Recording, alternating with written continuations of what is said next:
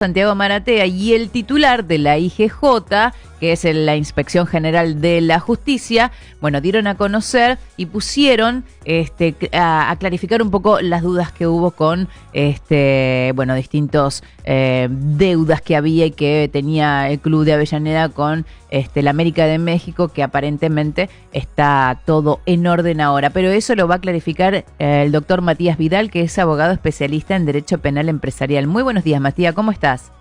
¿Qué tal? Muy buenos días, encantado. Igualmente, gracias por estar un ratito con nosotros y un poco aclarar algo que se tiene que ya cerrar, ¿no? Porque, bueno, esto que decía yo, ¿no? De las cantidades de dudas que habría, que se habían instalado a partir del 1 de junio, cuando empieza Santi Maratea con esta nueva colecta, pero muy diferente porque ya estaba un poco más...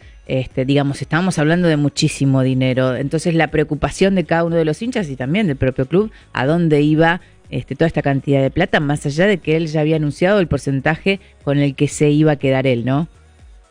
Sí, correcto. Podemos decir que finalmente estamos ante una historia que termina bien, con final feliz, pero no fue así hace unos días, ¿no? Cuando la cosa, el panorama pintaba bastante más complicado.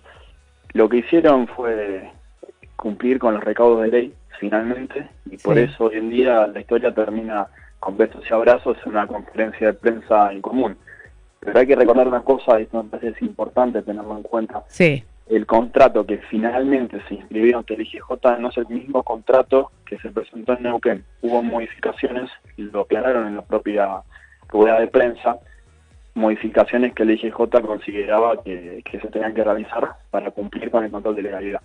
Se pusieron de acuerdo las partes y finalmente llegaron a un modelo de contrato que conformó a ambas posiciones y bueno, se procedió a la inscripción.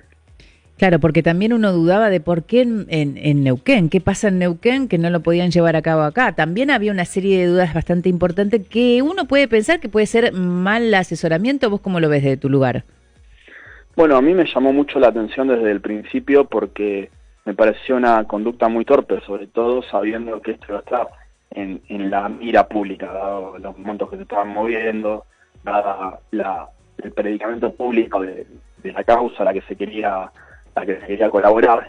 Entonces, yo, siendo bien pensado, sí considero que fue torpeza. Siendo mal pensado, considero que fue una avivada.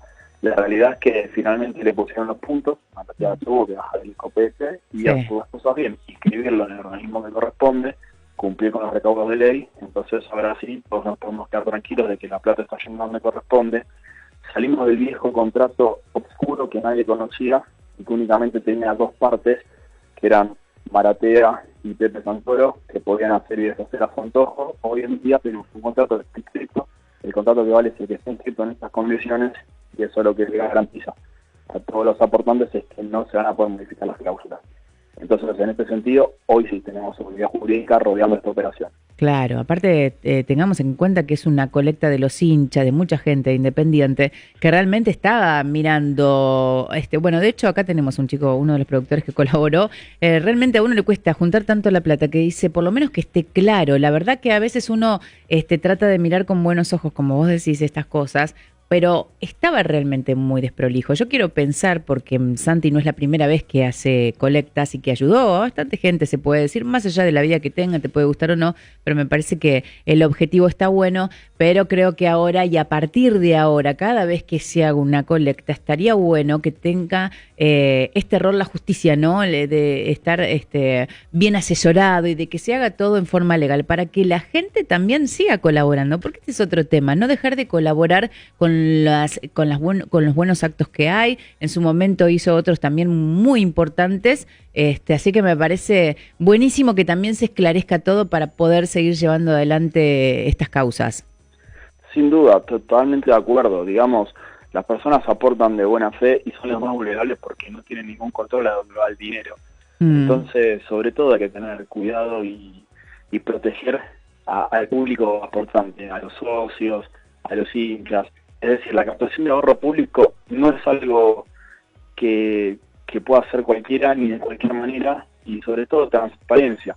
Santiago Maratea lamentablemente se comió un revés, un cachetazo en estos días, porque un costo reputacional hubo hasta que finalmente llegamos a este resultado en el cual podemos decir que el cuento tuvo un final feliz. Sí. Pero en el medio hacer las cosas desprolijas lo que lleva es a dudas, a comentarios, a apodos, como el que ya todos sabemos, y esto obviamente no le conviene a ninguna de las partes.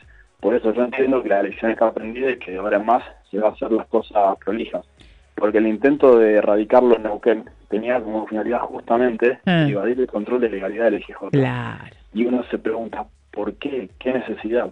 Finalmente se pudo hablar con el titular de ese organismo, se pudieron plantear justamente los puntos de duda y se llegó a un acuerdo, se radicó el contrato en los términos que consideraba que ambas partes quedaban satisfechos en sus intereses. Sí. Y en ese sentido considero que bueno, finalmente se logró el resultado buscado. Totalmente. Ya cuando usas la palabra evadir ya estás hablando de qué está pasando acá, ¿no? Hasta el momento se recaudaron 880 millones de pesos. ¿Vos sabés si esto sigue, digamos, puede seguir aumentando?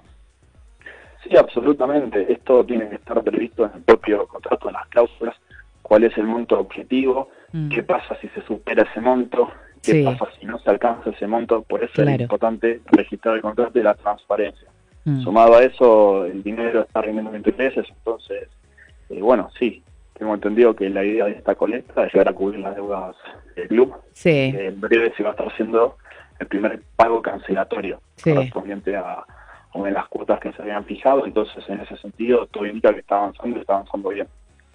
Bueno, ojalá que se lleve a cabo, y gracias, Matías, por clarificarnos un poco lo que se venía hablando y para ir cerrando, ¿no?, este capítulo, que espero que se siga llevando a cabo como se tiene que seguir llevando a cabo. ¿Vos sos de Independiente? No, personalmente no, yo soy de Boca, pero por supuesto a mí lo que más me interesaba era cuidar los intereses de los hinchas. Había mucha buena voluntad, mucha alegría, y de personas que en definitiva son vulnerables porque están hablando de un fideicomiso, no saben lo que es, no saben dónde fue la plata, el disgusto en el momento. Entonces, totalmente. Que finalmente esto empiece a transitar por los carriles correctos, a mí personalmente me pone contento. Pero claro que sí. Bueno, como buen abogado, por supuesto. Matías Vidal, muchísimas gracias por charlar un ratito con nosotros y hablar de estas dudas. Gracias, que tengas un buen día. Igualmente. Matías Vidal, abogado especialista en Derecho Penal Empresarial, y ya ha quedado más que claro la situación de Santi Maratea a través de la colecta, ¿no?, que tiene que llegar a los 900 millones de pesos ahora, destinados a saldar un poco la deuda que mantiene con el Club América de México.